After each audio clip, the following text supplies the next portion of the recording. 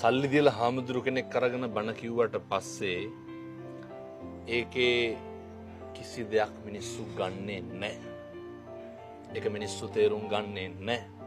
මම මගේ පුද්ගලික ජීවිතේ මේ වෙනකල් බණකට මෙච්චරයි කියලා නැහැ. එතකොට දැන් ඔය පහුගිය දවස්වල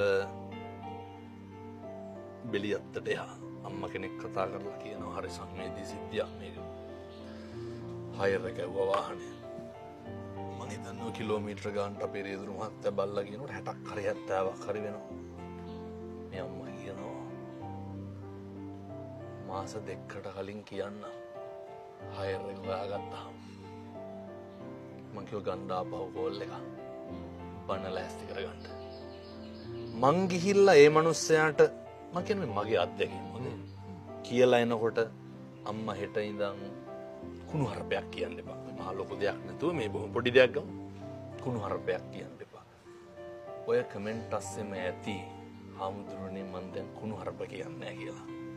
හාමුදුරනේ මං දැන් ගෙදර අඬ දබර කරන්නේ නැහැ කියලා. හාමුදුරනේ මං දැන් මිනිස්සෙකුට තෝ කියලාවත් කියන්නේ නැහැ කියලා.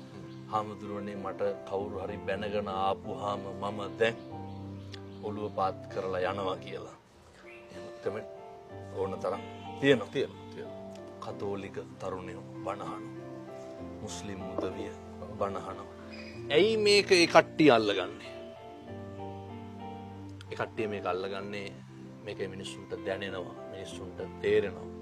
අපි අපේ අවංකකම තියාගෙන ගිහිල්ලා මේකේ තියෙන ගුණේ තියෙන වටිනාකම රැකගෙන ගිහිල්ලා මිනිස්සුන්ට යමක් කියපුවාම මොකක් හරි මේ විශ්වයේ තියෙන ආකර්ෂණයකින් හෝ වේවා බලපෑමකින් හෝ වේවා අර ඒවා මිනිස්සුන්ට දැනෙනවා. ඒක මිනිස්සු අල්ලගන්න. එතකොට අර මිනිස්සුන්ට දැනෙන්නේ නැහැ සල්ලි දීලා ලෝය කෙනෙක් ගැන නඩුව කතා කරලා ආපහු වැරියා වගේ එකක්. මිනිස්සුන්ට අර බැඳීම කියන එක ඇති වෙන්න ඕන. මොකක් එක්කද? ධර්මයත් එක්ක. ඒ කියන කෙනා ගැන මිනිස්සුන්ට හැඟීමක් ඇති වෙන්න ඕන.